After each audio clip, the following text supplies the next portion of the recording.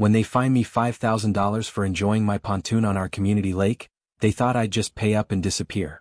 Little did they know I'd discover their secret vulnerability, and buy the entire lake from right under their feet. Revenge has never felt so satisfying. Before watching full story, comment below from where you watching. Also like and subscribe for more HOA stories. I never planned to go to war with my homeowners association. Most days, I was just a regular guy trying to enjoy my retirement in the peaceful Pine Lake community where I'd lived for the past 15 years. My name is James, and my favorite hobby was taking my small pontoon boat out on the community lake. Every weekend, I'd spend hours on the water, fishing and enjoying the quiet. My grandkids loved visiting and going for rides, and those moments were precious to me. Everything changed last summer when our HOA elected a new president, Karen Wilson. She was a strict rule follower and immediately started enforcing regulations that had been ignored for years. One Saturday morning, as I was preparing my pontoon for a day on the water, Karen approached me with a thick rule book. "Excuse me, James," she said with a false smile. "I need to inform you that motorized boats are against HOA regulations." She pointed to a rule buried on page 47 of the community guidelines.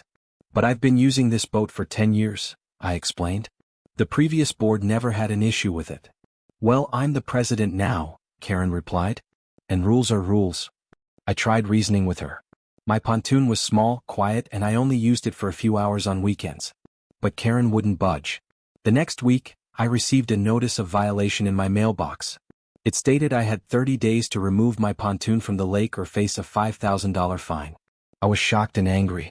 I took my case to the HOA board meeting. Many neighbors supported me, saying my boat had never been a problem. But Karen and her 3 closest friends on the board voted against me. With a 4-3 vote, the decision was final. I reluctantly removed my pontoon from the water and stored it in my garage. My weekends became quiet and lonely. My grandkids stopped visiting as often, asking when they could go on boat rides again. One evening, feeling frustrated, I started researching the history of our community. I discovered something interesting in the county records.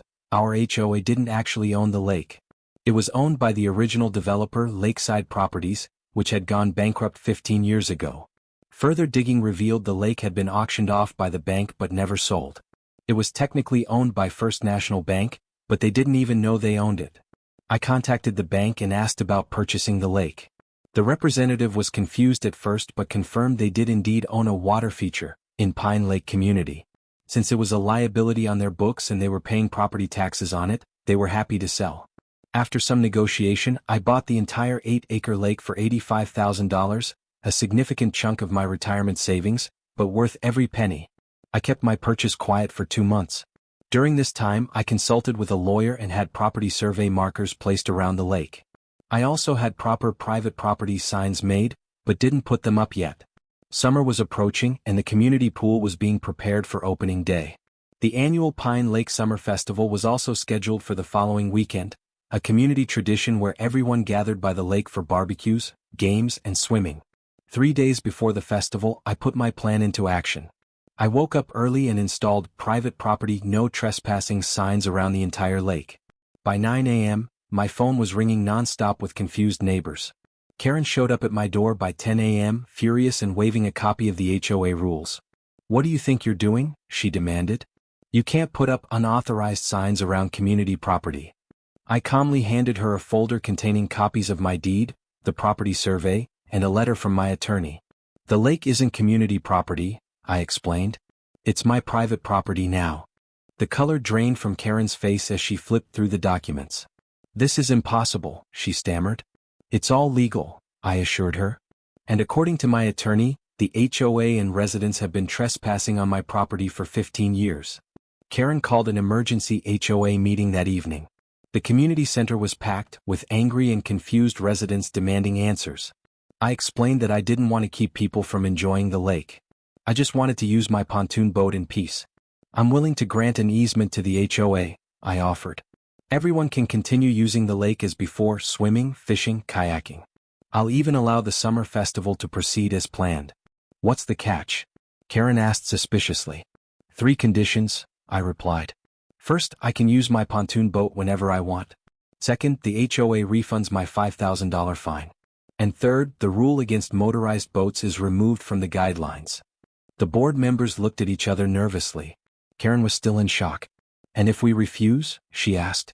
Then I'll be forced to charge trespassing fees for unauthorized use of my property, I explained. Based on the community's historical use, that would amount to approximately $1.2 million in back fees. The room erupted in chaos. Some residents were angry, others were laughing at the irony. A few even applauded. After 2 hours of heated discussion, the board had no choice but to accept my terms. They agreed to refund my fine, change the rules, and grant me special permission to use my pontoon. The following weekend, the summer festival went ahead as planned. I took my pontoon out on the water for the first time in months, giving rides to the neighborhood kids. Even some board members asked to come aboard. Karen resigned from the HOA board the following week. She put her house up for sale shortly after and moved to a community without a lake. I eventually transferred ownership of the lake to a trust benefiting all homeowners, with clear rules that couldn't be changed without a 75% vote from all residents. I included a special provision that guaranteed my right to use my pontoon for as long as I lived there. Now, 2 years later, our community is stronger than ever. We've elected a new board that focuses on bringing people together rather than enforcing petty rules. Every summer evening you can find me on my pontoon, often with neighbors and their children along for the ride. Sometimes standing up for yourself isn't just about winning, it's about creating a better community for everyone. And occasionally a small pontoon boat can make bigger waves than anyone expected.